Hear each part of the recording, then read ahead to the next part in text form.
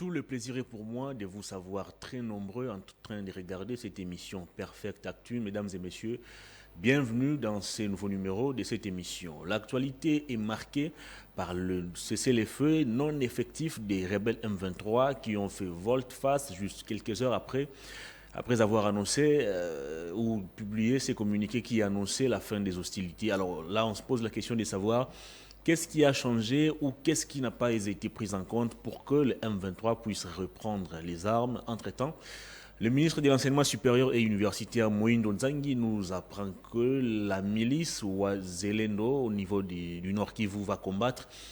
Derrière les FRDC, question d'apporter un appui à l'armée régulière afin de traquer les rebelles. Est-ce que c'est une démarche logique? On va tenter de décrypter cette question. Il faut aussi rappeler que lors de son traditionnel briefing, le ministre Mouyaya, porte-parole du gouvernement, a botté en touche ces allégations du ministre de l'Enseignement supérieur et universitaire en faisant savoir que les réservistes de l'armée ne seront pas recrutés de n'importe quelle manière. Mais jusqu'où ira ce jeu de ping-pong et qui dit vrai ou qui dit faux?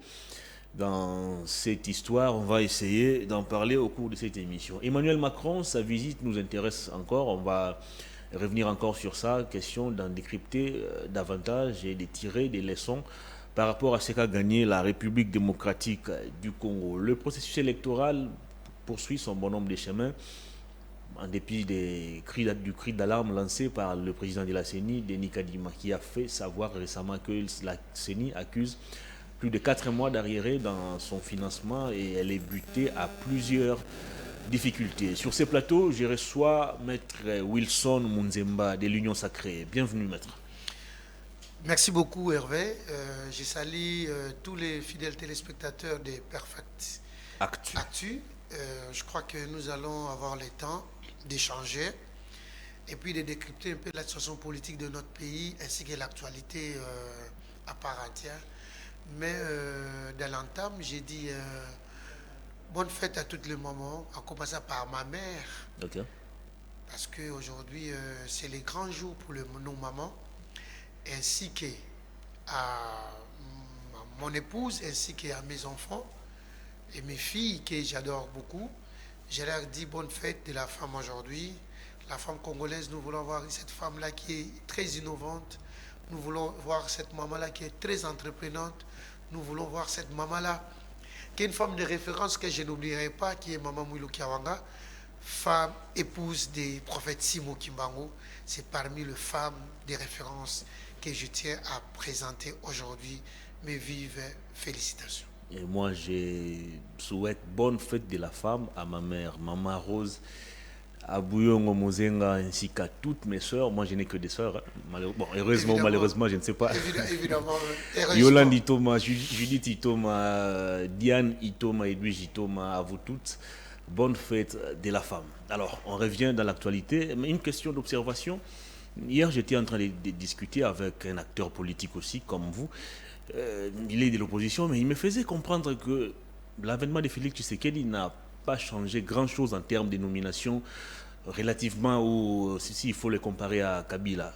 Sous Kabila, c'était ce qui chantait plus, c'était ce qui était plus dans les médias qui était promu, et c'est pratiquement la même méthode utilisée par Félix. Vous partagez cet avis? Je ne partage pas cet avis-là. Le président Félix Tshisekedi s'est s'autoproclamé ou proclamé champion de la masculinité. Ça, je crois que masculinité positive. Et aujourd'hui, au moins, nous regorgeons aussi des institutions. Nous étions à 9% entre Mobutu et Kabila. Mobutu, Kabila père, Mosé Laurent Zizé Kabila et Kabila, on n'était que dans des sièges de moins de 10%. Aujourd'hui, avec Antoine Félix Tshisekedi, nous sommes à la hauteur de 30 à 35%.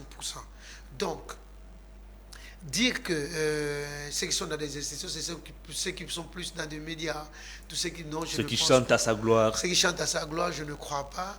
Et puis la femme congolaise n'est plus cette femme-là qu'on a vue hier, qui était derrière plus la cuisine ou une maman ménagère. Mais c'est une femme qui est entreprenante aujourd'hui. C'est une femme qui a beaucoup d'estime aujourd'hui. C'est une femme qui, aujourd'hui, par rapport au thème international qui est un monde digital inclusif, où il y aura l'innovation et la technologie et l'égalité des sexes. Mais cette femme congolaise, au moins aujourd'hui, nous avons une particularité à la femme congolaise. Vous voyez, la femme congolaise aujourd'hui est très entreprenante. Je prends les cas. Sur le plan politique, il y a des innovations sur la loi électorale qui dit que tout celui qui aligne au moins 60% de femmes n'a pas de frais à payer au niveau de la CENI. Voilà le changement qu'on est en train de chercher avec Antoine Félix Tshisekedi. Mais ça va être difficile, sachant que nos partis politiques sont dominés majoritairement par les hommes. Oui, je suis d'accord avec vous, mais écoutez, Hervé, pour confirmer une règle, on doit plutôt soulever les exceptions. Exact. Et vous serez d'accord avec moi qu'aujourd'hui, au sein des partis politiques, la loi dit que, la loi de la CENI dit que tout parti politique qui n'aligne pas une femme sur sa liste est automatiquement déclassée. Ça, ce sont des innovations qu'on a amenées par rapport à la loi électorale. C'est là où prouve à suffisance qu'il y a la considération à la femme, il y a une sorte de reconnaissance de valeur qu'on est en d'épuiser aujourd'hui à la femme congolaise. Donc, sous Antoine Félix Tshisekedi, il y a beaucoup d'innovations, il y a beaucoup de choses qui ont beaucoup changé, que peut-être que la population ne connaisse pas. Et aujourd'hui, au moins, je viens donner cette information auprès de la population. Très bien, on va parler des rebelles M23. Vous avez appris, comme moi, depuis hier, que ces rebelles avaient signé ou publié un communiqué dans lequel il était clairement établi que les hostilités avaient pris fin. Mais on n'a pas compris, juste 3 ou 4 heures après, les mêmes rebelles ont repris encore les combats, ils se sont pris à des positions des FARDC. Les mêmes rebelles continuent encore de revendiquer un dialogue direct avec les autorités congolaises.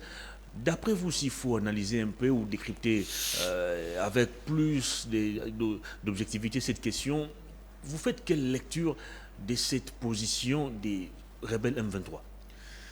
J'ai toujours dit les rebelles M23 n'existaient pas. Ça, c'est d'après moi, et ça n'engage que moi. Okay. Et je suis sûr, plus d'un Congolais qui me suit en cet instant, et dans mon opinion aussi, ils partagent la même opinion que moi. Nous sommes agressés par le Rwanda.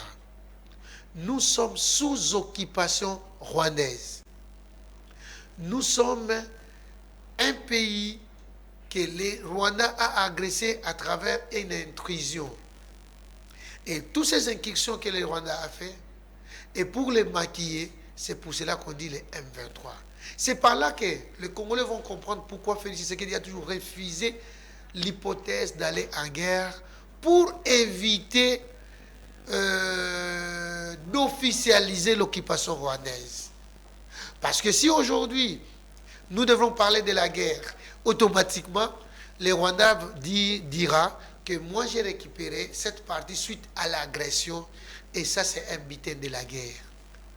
Chers amis, plus d'un Congolais qui me suit à cet instant vont comprendre que l'objectif du M23 sous les titelles de RDF, qui est l'armée rwandaise, ce n'est pas le M23 qui combat les FARDC, mais c'est plutôt l'armée rwandaise qui combat les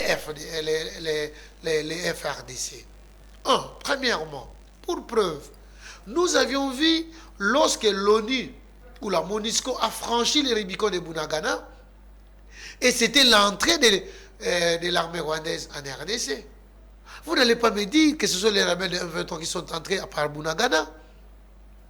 Nous n'avons pas. Nous ne sommes pas des aveugles, comme dit-on que dans les royaumes des aveugles, les bornes sont rois. Mais aujourd'hui, pour preuve, hier, la communauté internationale ne reconnaissait même pas que le Congo est agressé. Mais Macron l'a dit aujourd'hui, que le Congo est agressé, le Congo est sous occupation. Sans toutefois pointer le Rwanda du doigt accusateur. Mais attendez, qu'est-ce que vous attendez de lui? Vous voulez qu'il cite nommément le Rwanda? C'est bien beau. Mais est-ce que ça sert à quoi exactement?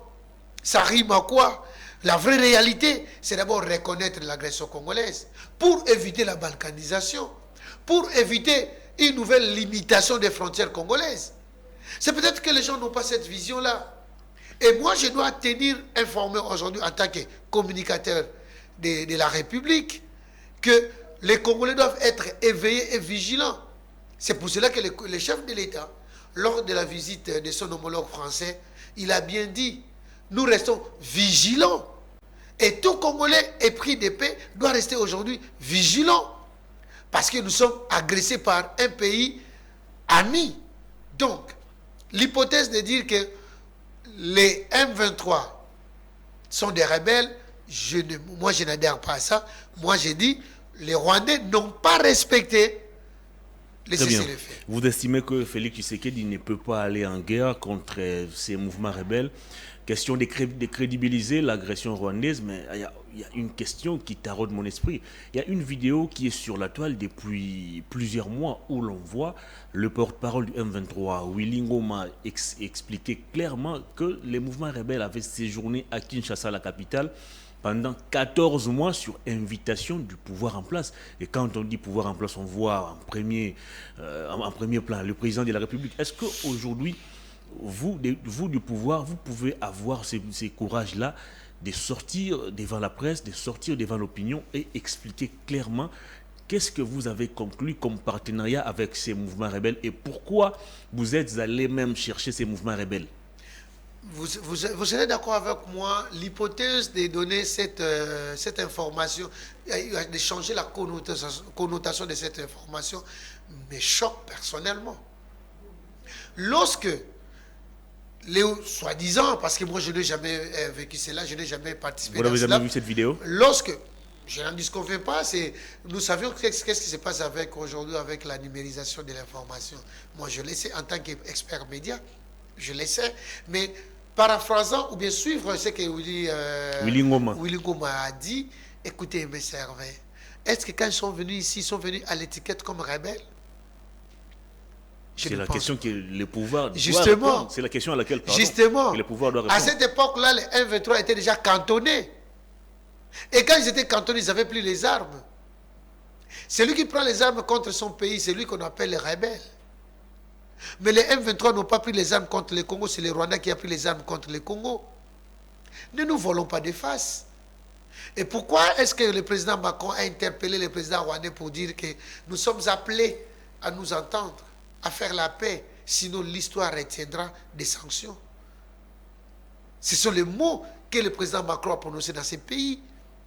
Nous, à un moment donné, peut-être qu'on ne peut pas, nous sommes plus nés de la dernière pluie. La vérité est que quand ils sont venus ici, ils ont négocié comme un groupe rebelle défait. Alors, par rapport à leur cantonnement, et par la bonne volonté de Félix Tshisekedi pour dire que vous, qui avez pris les armes contre la République à cette époque-là, revenez au pays pour travailler pour la République. Mais par contre, le Rwanda, profitant de la situation, va attaquer et s'habiller pour se couvrir du nom des M23. Les M23 comme mouvement rebelle n'existaient plus. Ça c'était déjà des défaits. Mais aujourd'hui, c'est les Rwandais qui attaquent le Congo. Mais pourquoi vous avez décidé de ressusciter ces mouvements rebelles qui n'existaient plus?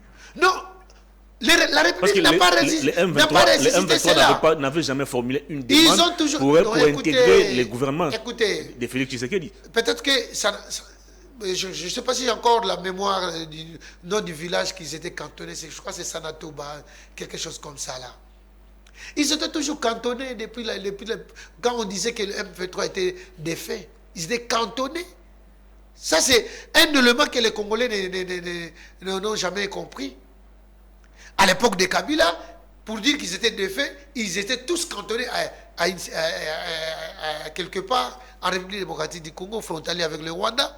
Et le Rwanda, plutôt, voyant que ses intérêts économiques mis en jeu par Félix Tshisekedi, va maintenant tourner contre la République démocratique du Congo pour échapper à la rigueur de la loi du droit international. Ils vont maintenant passer par le M23 sous couvert. Non mais attendez et un peu, maître. Ça c'est clair. Depuis 2013, on ne parlait plus de ces mouvements rebelles. Félix Tshisekedi est arrivé au pouvoir, il a prêté serment le 24 janvier 2019. Donc pratiquement 6 ans après. Alors, au nom de quoi ou qu'est-ce qui a été le mobile pour lequel Félix Tshisekedi avait décidé de convoquer et de loger même ces mouvements rebelles à Kinshasa avec les frais de l'État? Depuis la nuit des temps. Ce sont les propos du porte-parole de ces mouvements rebelles. Ça ne vient pas de moi. Depuis la nuit des temps, l'accord cadre d'Addis Abeba n'a jamais été respecté entre le M23 et la République démocratique du Congo. et le gouvernement. Vous êtes d'accord avec moi? Ce sont les revendications de ces rebelles cantonnés qu'ils venaient négocier avec le gouvernement. C'est clair. En 2019, les rebelles avaient revendiqué quoi? Ils étaient cantonnés, j'insiste. Mais ils avaient revendiqué quoi pour qu'ils soient contactés et logés même ici à Kinshasa? Non, s'il vous plaît. Ils étaient invités comme un groupe de pression pour venir négocier avec la République, avec le gouvernement ici à Kinshasa.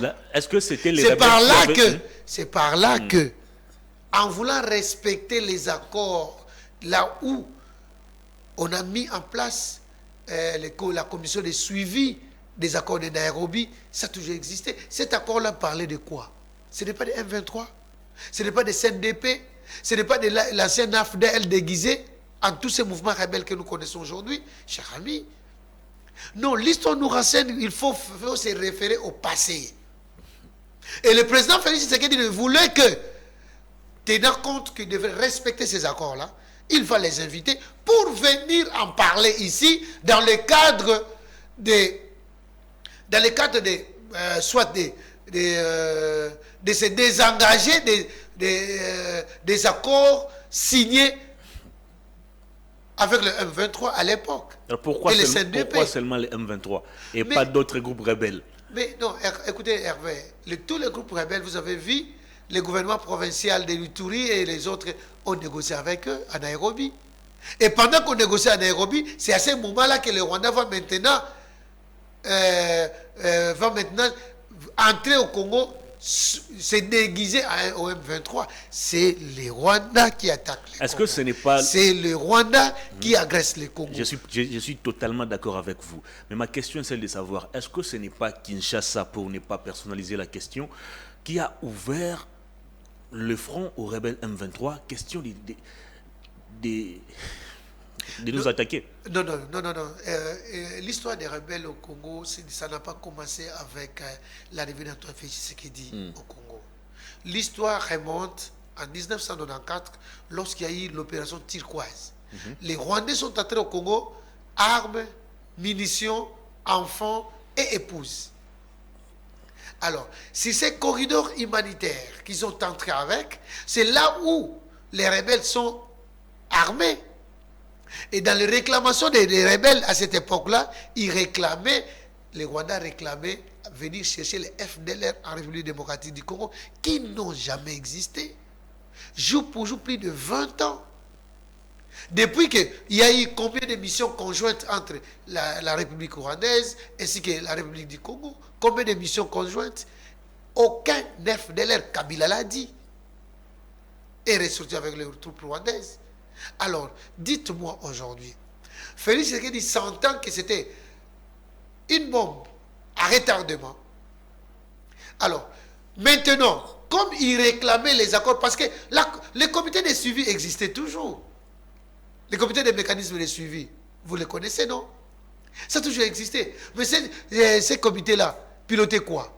Les accords de Nairobi. Et c'est à base de ces accords-là est ressorti les comités de mécanismes de suivi.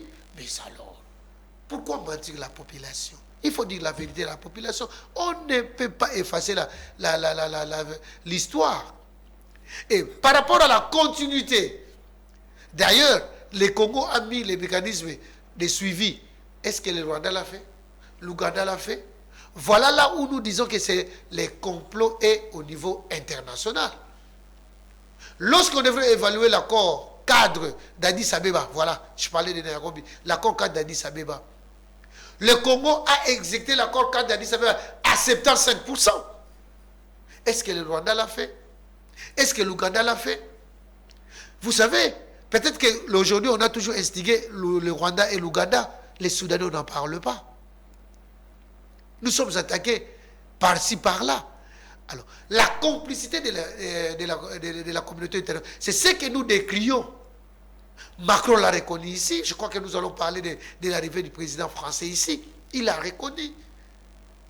Dans le souhait de balkaniser la République, dans ses intentions criminelles de Kagame pour balkaniser la République démocratique du Congo. Mais Félix Tshisekedi a déjoué cela. C'est pour cela que vous voyez aujourd'hui... En faisant quoi? Mais attendez. Aujourd'hui, si l'armée congolaise fait face, d'ailleurs, je vous informe, je réinforme la population congolaise que nous avions récupéré Tchounza tout à l'heure là, et c'était une rude combat, parce que les soucis étaient d'avoir saqué. Mais aujourd'hui, au moins, bravo à nos forces armées congolaises, ils ont fait un travail très bien fignolé pendant 11 jours. Tchanza, nous l'avons récupéré, ça fait plus ou moins 5 heures du temps.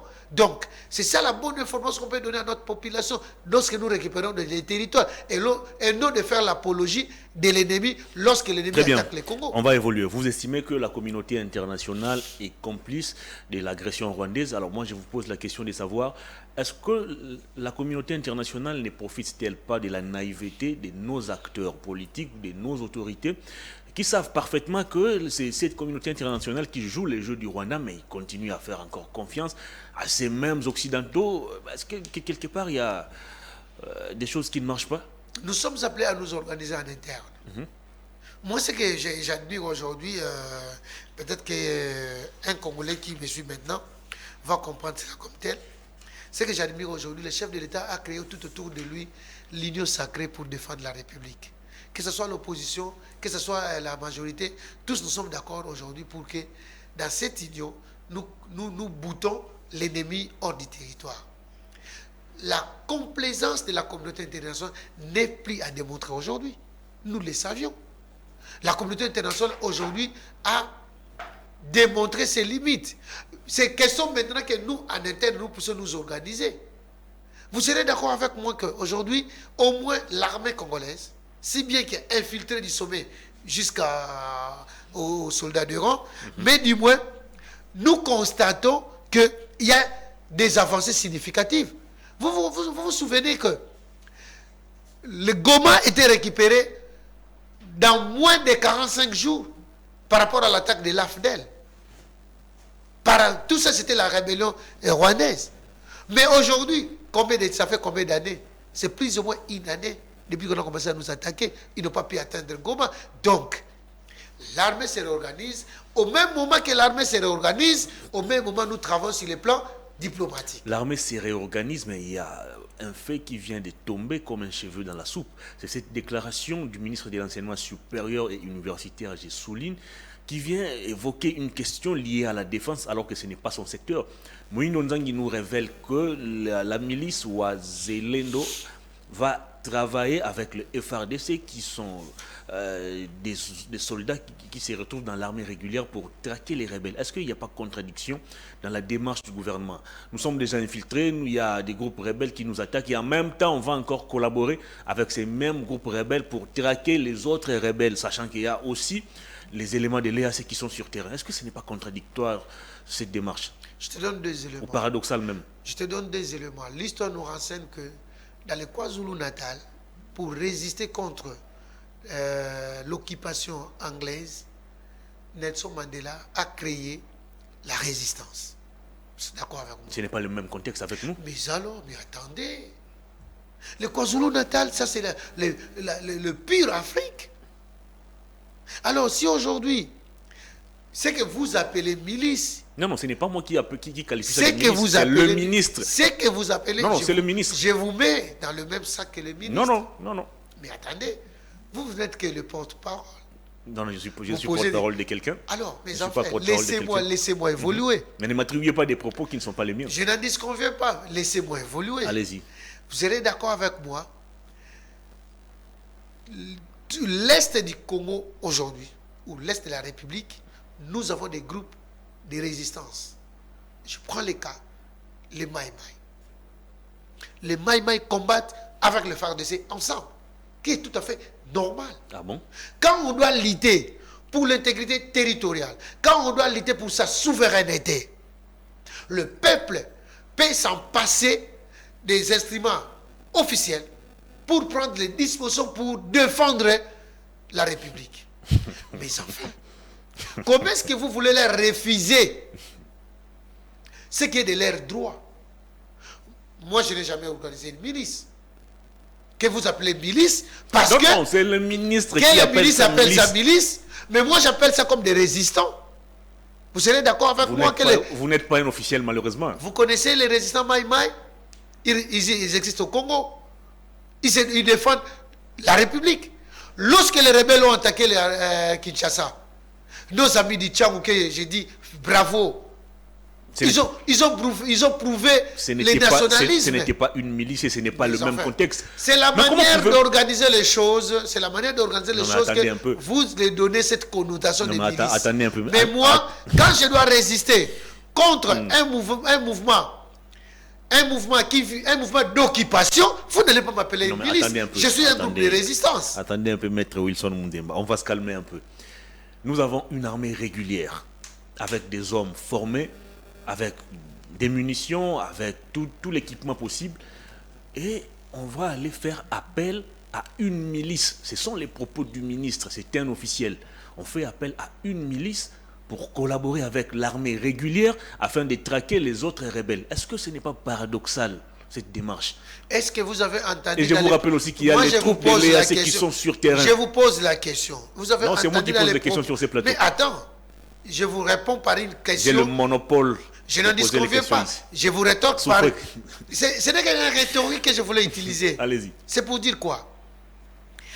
Vous dites que le ministre est un officiel congolais. Je vous le concède. Mais est-ce que c'est la position officielle de la République démocratique du Congo? Par ricochet, c'est la position du gouvernement Samalou-Kondé. Vous avez suivi les porte-paroles du gouvernement hier? Oui, je l'ai suivi religieusement. Il n'en a pas fait allusion. Ah bon? Il n'a pas dit que voilà la position du gouvernement. Ce n'est pas la position du gouvernement. C'est question de poser la question au ministre. Non, mais c'est la bouche autorisée du gouvernement qui a parlé. S'il vous plaît. Mais Mouyaya n'a pas dit que les gouvernements s'engagent. Non. Il a dit ceci. Alors moi, je vous rafraîchis la mémoire. Patrick Mouyaya, porte-parole du gouvernement, a dit ceci. Dans le rang des réservistes de l'armée, on ne va pas prendre tout le monde. On va sélectionner ceux qui ont une bonne moralité, ceux qui répondent au profil. Donc, une manière pour lui de dire que le gouvernement n'est pas en désaccord avec le ministre de l'enseignement supérieur et universitaire. C'est clair. Vous extrapolez la question. Comment ça? Vous extrapolez la question. Les ministres parlent en matière de réservistes. Les réservistes, surtout sous d'autres cieux, nous les savions, on les appelle seulement au moment... Mais tout ça venait de Moïse Nontangi. Attendez. Les statuts dédiés aux réservistes n'existent pas. Ça, vous êtes d'accord avec moi? Alors, nous prenons le cas, ce qui se passe en Ukraine. Lorsqu'ils ont constaté qu'il y a l'agression russe, ils ont appelé aux réservistes de la République. Mais ce n'est pas un corps organisé, s'il vous plaît. Les réservistes, ce n'est pas un corps organisé. Mais la manière d'accéder comme réserviste, il y a des préalables. Et ça, ce n'est pas une milice. Faisons la part des choses. Mais le mot milice ou le concept milice ne vient pas de moi. Ce n'est pas une invention de Hervé Itoma. Non, vous extrapolez les deux informations. Il y a deux informations non, il n'y a qui pas deux divergent. Informations. Le ministre de l'enseignement supérieur et universitaire, Moïse Nontangi, dit ceci. On va prendre la milice, je cite même le nom, Ouazilendo. Bon, je ne sais pas si c'est un nom swahili, je ne sais pas bien le prononcer. Ouazilendo, c'est Oyabalendo. Ok, on va faire appel à la milice, je souligne, Ouazilendo, pour collaborer avec l'armée régulière afin de traquer les rebelles. On va considérer cette milice comme des réservistes de l'armée et dès à présent, ils ne sont plus considérés comme une milice. Ça, c'est les propos du ministre de l'enseignement supérieur. Mais écoutez. Je n'ai rien inventé. Mais pourquoi vous l'extrapolez par rapport au propos du ministre Mouyaya? Le ministre Mouyaya a parlé sur les statuts des réservistes. Vous êtes d'accord avec moi? Mais par contre, il n'a pas fait allusion aux milices que vous me citez là. Non, mais prenez les choses de bon côté. Moi, je ne veux pas faire une autre lecture. Moi, je suis clair et je suis plus à l'aise quand je dois prendre la position que le ministre Mouyaya a parlé. Il a parlé sur le statut des réservistes. Et il a démontré, noir sur blanc, comment on accède pour être... On ne dit pas, il faut quitter la milice pour venir comme réserviste. Je ne pense pas. Donc, ne faisons pas l'amalgame. Alors, au nom de quoi un ministre de l'enseignement supérieur va évoquer une question liée à la défense? Ça n'engage que le ministre qui a proposé. Non, il a parlé au nom du gouvernement. Non, non, non, non, non, non, non, non, non, non, non, non, non, s'il vous plaît. Je suis persuadé, Épargnez-moi, je suis convaincu que vous n'avez pas suivi cette déclaration. Épargnez-moi cette conférence de presse. Épargnez-moi. Il n'y a pas d'intox. D'une mauvaise ça information. Ça se trouve sur les réseaux sociaux. D'une mauvaise Attends, les réseaux sociaux n'est pas plus fiable que vous pensez que là, c'est une manière de dire que les propos du ministre ont été relayés partout. Non, ça n'engage que les ministres. Moïno Nzangi, plus précisément. Au nom du gouvernement. Il n'a pas parlé au nom du gouvernement. Sans se faire aussi, moi aussi, un porte-parole du gouvernement. Mais moi, je suis communicateur de la République. Je ne peux que relier ce qui est vrai et palpable. Mais moi, nous savions comment accéder. Je vous apporte ce qui est vrai. Je n'en disconviens pas. Vous l'avez pris de Moïno Nzangi, qui est ministre du gouvernement. Mais il n'est pas le porte-parole du gouvernement. Moi, je prends la position de Bouyaya. Il s'est donné le luxe de parler au nom du gouvernement. Ah, il s'est donné le luxe. Il s'est donné le luxe. Il s'est donné le... En usurpant peut-être. En usurpant que ça ne revêt pas ses attributions. Et jusqu'à présent, le Premier ministre, qui est le capitaine de l'équipe gouvernementale, n'a pas réagi, n'a pas condamné cette déclaration. Non, mais écoutez, vous voulez que le Premier ministre... Il y a des voies... Il y a des voies, des communications que le Premier ministre peut saisir pour faire la remarque au ministre. Vous voulez que tout soit mis à la place publique? Je ne pense pas. Attendons voir si le gouvernement, par l'intermédiaire de son porte-parole, nous donne une position par rapport à ces allégations. Vous attendez quoi alors que ça a été clairement dit? Qu'est-ce que vous appelez clairement dit? Qu'est-ce que vous appelez? C'est une question qui a été débattue en Conseil des ministres. Quoi? La question n'a jamais été débattue au niveau du Conseil des ministres. Celui qui est membre du gouvernement vous dit que la question a été débattue. Vous estimez que c'est... Mon Dieu, je suis stupéfait. La question des milices n'a jamais été débattue au niveau du gouvernement. Je mets ma main à couper. C'est la question des réservistes et la loi souffre encore au niveau du gouvernement pour la promulgation. Attendons voir.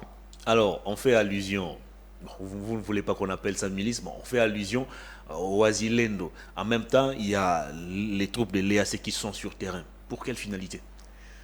Le peuple congolais en a déjà marre du groupe des troupes de l'EAC. C'est la raison pour laquelle il faut recourir aux groupes armés. Oh là là, je suis désolé. Comment est-ce que vous faites toujours... vous faites quelquefois un parallélisme qui ne tient pas par rapport à cette réalité.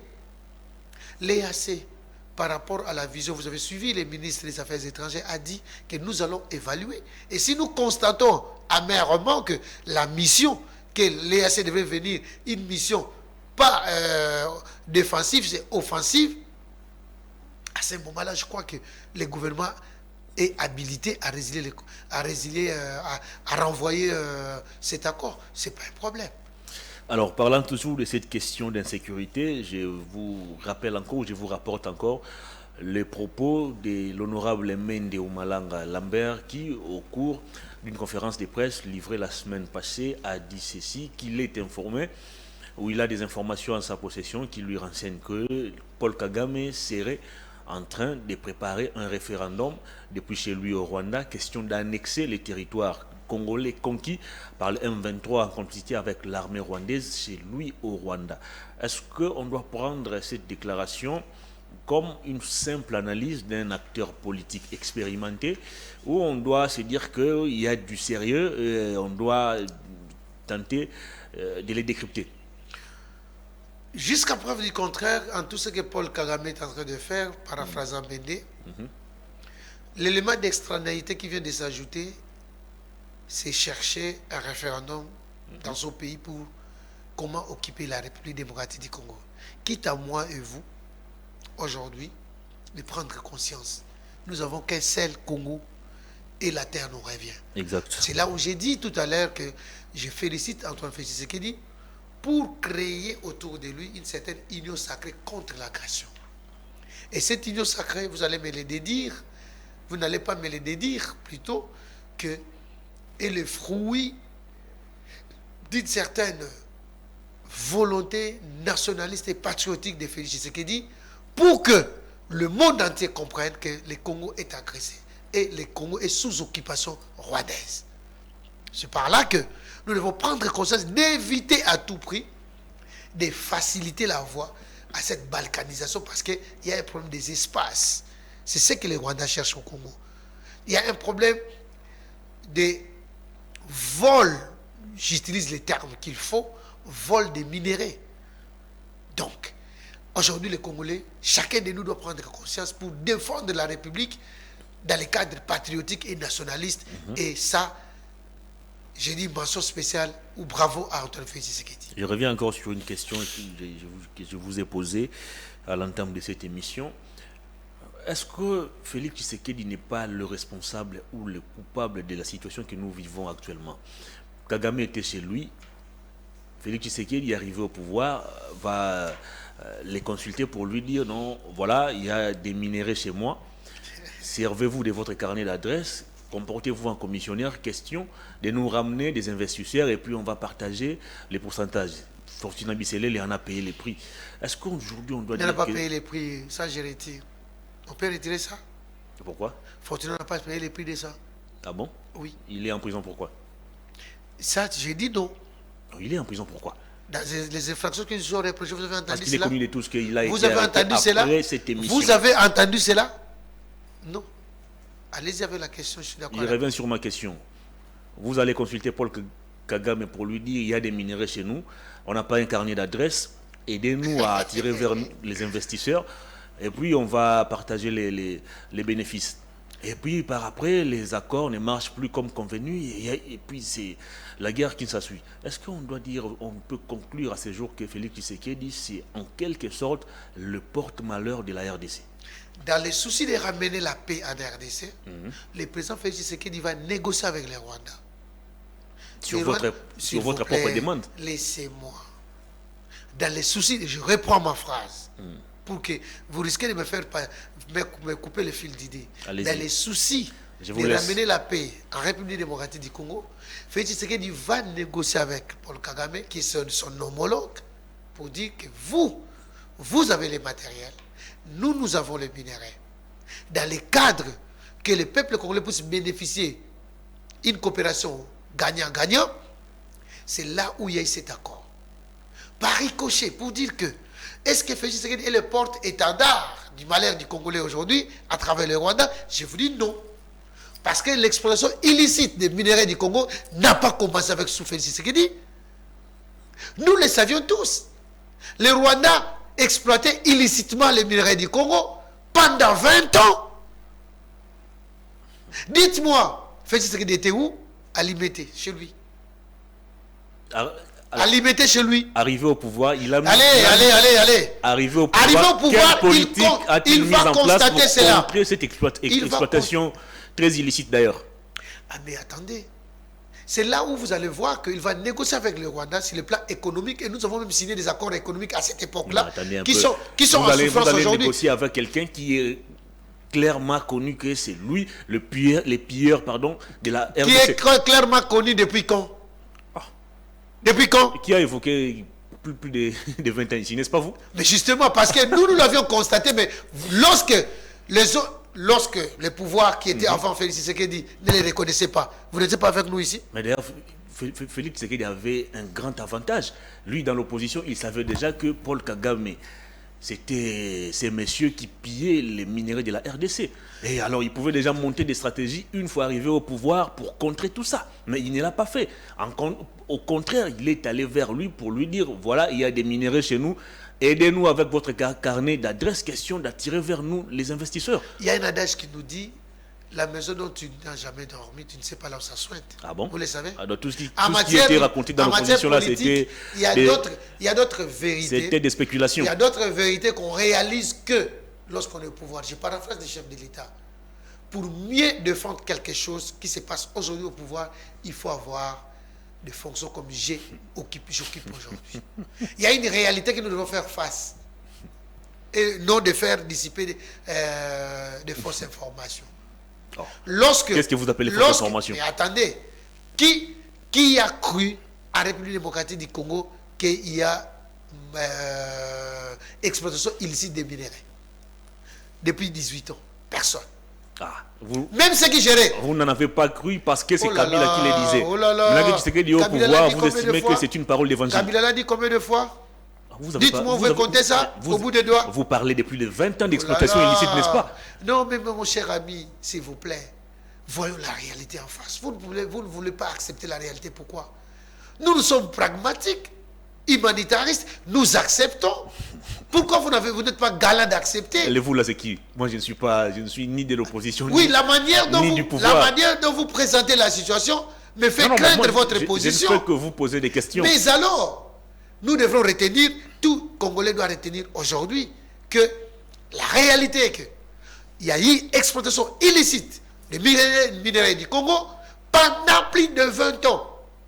Et par rapport à cela, le chef d'État a pris l'initiative dans le cadre de la diplomatie agissante de collaborer avec le pays voisin. Ce n'est pas seulement le Rwanda.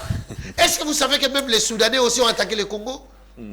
Est-ce que vous connaissez que même le Burundi, l'Ouganda ont attaqué le Congo? Alors, question. Est-ce que vous connaissez même l'Érythrée a déjà attaqué le Congo? Question, maître Wilson Mundemba, vous êtes juriste, vous êtes légaliste. Une question qui taraude mon esprit. Cette demande formulée par Kinshasa à Kigali, selon laquelle aidez-nous avec votre carnet d'adresse afin d'attirer vers nous les investisseurs et puis nous allons nous partager les bénéfices, reposer sur quel principe légal? Pour l'intérêt et de sauver la nation, il y a des principes qu'on pouvait prendre à un temps donné. Donc parce qu'on devrait sauver la République. Même en dehors de la loi. Oh là là, mais c'était cadré par rapport à la loi. Ah bon? Qu'est-ce que vous dites? C'était en dehors de la loi. Est-ce que c'était un accord signé par des individus simples qui n'ont pas un mandat populaire? Lorsque la République doit signer un document, mais attends, vous en prenez sur ça. Mais est-ce que je peux vous poser la question lorsqu'il y a eu les accords de Rubavu? Alors, je pose plus d'un Congolais qui me suit maintenant. Les accords de Rubavu. Est-ce que le Congolais savait que tous les services de défense et de sécurité devraient être gérés par le Rwanda? Est-ce que les Congolais savent? Signés par la République. Est-ce que les Congolais savent qu'il y a des accords qu'on a signés, que les services, donc l'ANR, DEMIAP, DGM, doivent être gérés par le Rwanda? Les Congolais le savent. Et c'est là où on a dit qu'on a hypothéqué la République démocratique du Congo. Allez, très bien. Alors, Emmanuel Macron arrive à Kinshasa. Nos autorités ou les Congolais d'une manière générale attendaient un peu plus du président français, surtout dans cette question de l'agression rwandaise. Mais Emmanuel Macron, comme tout occidental, a échappé à la question. Il n'a pas voulu condamner ouvertement les Rwandais. Est-ce qu'on doit considérer cela comme un échec diplomatique pour Kinshasa? Échec diplomatique, je dis non, parce qu'il y a des acquis aujourd'hui par rapport à la visite d'Emmanuel Macron. Je prends les cas. Emmanuel Macron a reconnu, ou je parle du président français, ou les Français ont reconnu aujourd'hui que le Congo est agressé, pour la première fois. Emmanuel Macron a reconnu aujourd'hui qu'il y a le pillage systématique des minéraux du Congo. Ce sont des avancées. Emmanuel Macron a reconnu au moins que la guerre a trop duré au Congo. Et ça, il s'en prend contre tous ces hommes qui agressent la République démocratique du Congo.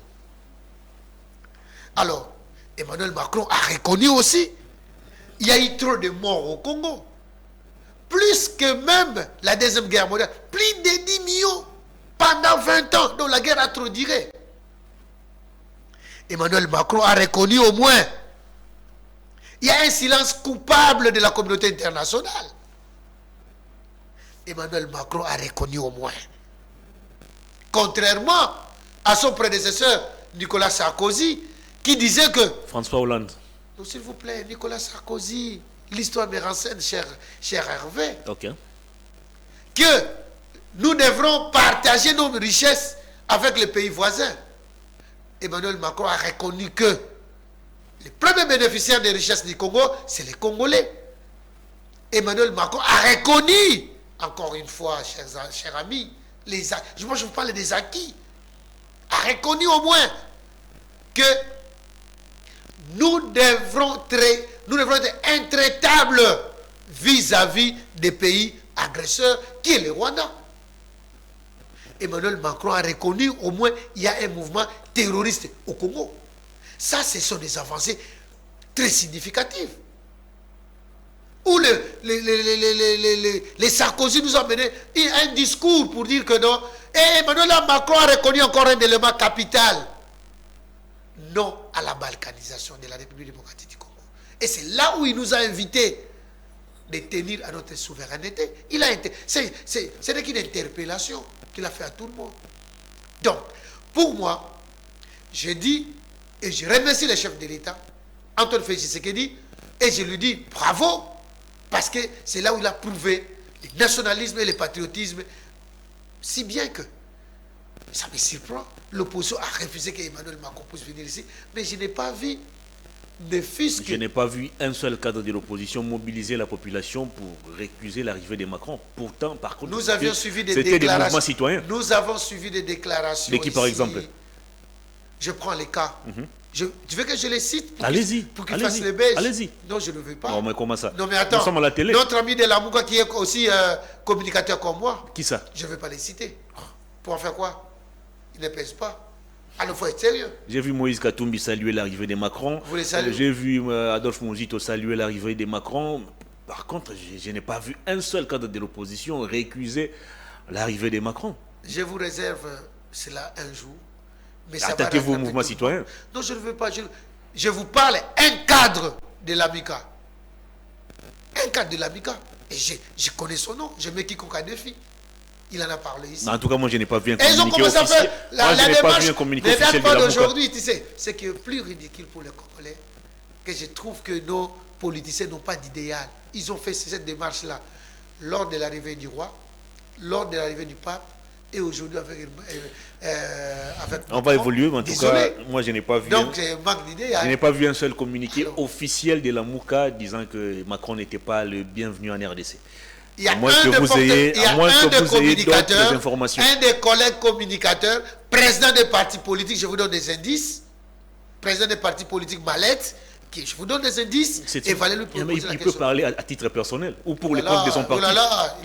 On n'a pas vu un communiqué. Porte-parole, lorsque Moïno Nzaghi parle, tu dis que c'est le gouvernement. Et lorsque un porte-parole, communicateur de l'AMICA parle, vous dites que non, il parle à son nom. Il faut arrêter. L'affaire Bouindonzang, vous dérange, je vois. On va non, évoluer. mais ça ne me dérange pas, je parle de République. Parce que je suis de l'Union des communicateurs de la République. Parmi les revendications du mouvement rebelle M23, ces derniers sollicitent un dialogue direct avec Kinshasa. Et s'il faut aller creuser leurs demandes, les rebelles veulent intégrer les institutions, ils veulent se retrouver dans l'armée. S'il faut prendre d'abord l'aspect lié à l'armée, aujourd'hui, au niveau de l'Assemblée nationale, Christophe Mbosso Kodia, avec les députés nationaux, ont voté une loi qui interdit systématiquement le brassage et le mixage au sein de l'armée après tout ce qu'on a vécu comme infiltration, comme problème. Alors, dites-nous, ça va se passer comment, ces revendications des rebelles? Est-ce que le gouvernement va-t-il accéder à ces demandes ou le gouvernement va rester campé sur sa position et dire que les différentes résolutions prises dans les différents sommets doivent être exécutées? Merci beaucoup. Moi, ce qui est plus enrichissant chez moi, pendant tous ces temps qu'on a passé ici, 18 ans, on nous a enrichis par rapport au vocabulaire. L'intégration, mixage, brassage, quoi encore? On nous a seulement enrichi les vocabulaires. Et ça, je dis bravo au Parlement. Pour une fois au moins, ils ont pris quelque chose qui est pour le peuple et pour l'intégrité territoriale. Écoutez, le demande de M23, soi-disant, ne date pas d'aujourd'hui. Il faut voir l'accord cadre d'Addis Abeba. Tout est réglé là-bas. Que le gouvernement de l'époque n'a pas rempli fidèlement. Et je ne le tiens pas rigueur aussi. Parce que tout celui qui prend les armes contre son pays, c'est un rebelle. On devrait être intraitable envers eux. Pourtant, vous encouragez aujourd'hui Ouazilendo à combattre aux côtés des FRDC. C'est contradictoire. Je n'encourage pas, mais j'ai dit si c'est un groupe de résistants, je les encourage. C'est une milice, moi je vous informe. Si vous avez des informations sur ça, tant mieux. Mais dis-moi, moi, en tant que résistant, vous savez, la résistance n'est pas seulement avec l'armée. Je peux être aussi résistant. On revient sur l'insécurité. Je suis résistant, nationaliste et patriote. Mbosso dit déjà non au phénomène mixage et brassage. Mais justement, le président Mbosso n'a pas tort. Quand il vous a dit qu'il faut quitter les groupes armés, tout le monde l'a haï. Il a dit Dieu, c'est ça, tu as traité. Et aujourd'hui, qui sont à la Non, non, on lui a qui demandé sont devant par la contre. barre. Ce n'est pas un député. Exactement. Alors, donc, Bosso avait raison. Et je lui donne raison. Et je le salue aussi en passant. Président Bosso, félicitations. Ce que vous avez déclamé et réclamé, voilà aujourd'hui, nous vous donnons raison. C'est ça le bon sens et la rationalité. Kinshasa doit reconnaître. Exactement. Kinshasa doit adopter quelle position vis-à-vis de ces revendications? On ne négocie pas avec les rebelles. On ne négocie pas avec les rebelles. Lorsque M23 était défait, nous avions négocié avec eux parce que c'est un groupe de compatriotes qui était là. Mais lorsque le Rwanda utilise l'identité ou l'étiquette ou l'épithète M23, j'ai dit non, on ne négocie pas avec eux. Et on continue parce que nous allons frapper. Et vous savez, les présidents... Ça me rappelle mon dansé mieux. Nous allons frapper. Je vais frapper. Oui, oui. Le président Félix Tshisekedi a déjà promis que si, et c'est les massis, dans un mois, qu'ils ne quittent pas ce qu'ils vont faire, et ils seront responsables de ce qui va se passer. Le professeur Mbat avait aussi annoncé que dans 6 mois, on ne parlerait plus de la guerre, mais bon, on est à plus de 12 mois aujourd'hui. Le professeur Mbat n'est pas président de la République. Je crois en Félix Tshisekedi, l'homme qui a prouvé qu'il aime ses pays et il est nationaliste. On va terminer cette émission. Patriote. L'insécurité risquerait d'hypothéquer le processus électoral. C'est la déclaration du président de la République. Et Denis Kadima renchérit en disant que la CENI ne va pas déployer un seul kit électoral dans toutes les zones qui sont aujourd'hui en conflit, tant que la paix n'est pas encore restaurée. Est-ce qu'on doit conclure que la CENI, le gouvernement en place, prépare déjà la classe politique et les Congolais d'une manière générale à un glissement électoral, bien évidemment? Moi, je ne gère pas les intentions et les humeurs. Okay. Je gère la réalité. Et lorsque nous sommes en politique, nous devons gérer la réalité. Dites-moi, depuis 1960, il y a un problème qui se pose de la légitimité dans ces pays. Vous êtes d'accord avec moi? Kabila a organisé des élections 2 fois. Tous, nous avons dit que Kabila est illégitime. Parce que Beni n'a jamais voté Kabila. Comment ça? C'était sous occupation. Non, Beni n'a pas voté pour Tshisekedi. S'il vous plaît. En 2006 et 2011, c'est le Congo dans son ensemble qui a voté. Non, une partie n'a pas voté. Vous avez une courte mémoire. Renseignez-vous. Non. Je vous renvoie. Ok, sinon, je vous conseille. C'est en 2018 je suis d'accord avec vous. Beni, Boutembo et Yumbi n'ont pas voté. Ok. Dites-moi, nous devrons continuer à organiser les élections sur cette atmosphère-là. L'environnement n'est pas bon. Nous voulons l'intégrité territoriale. Aujourd'hui, si l'organe habilité à nous donner des élections transparentes et les élections transparentes crédibles, et crédibles, inclusives, apaisées et inclusives. Alors, si dans l'inclusivité, nous n'avons pas l'inclusivité, vous reviendrez pour dire qu'il y a l'illégitimité. Pourtant, c'est cette même absence d'inclusivité qui vous a permis de vous retrouver aujourd'hui au pouvoir.